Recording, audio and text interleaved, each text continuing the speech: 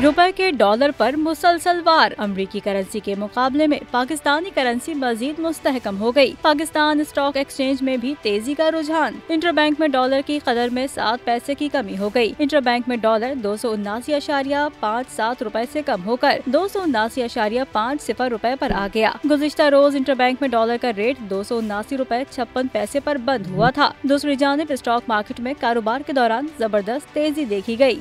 100 index में 845 points का इजाफा हुआ। 100 इंडेक्स 61,309 की सतह पर पहुंच गया। गुज़िश्ता रोज स्टॉक मार्केट कारोबार के इख्तिताम पर 60,464 पॉइंट्स पर बंद हुई थी।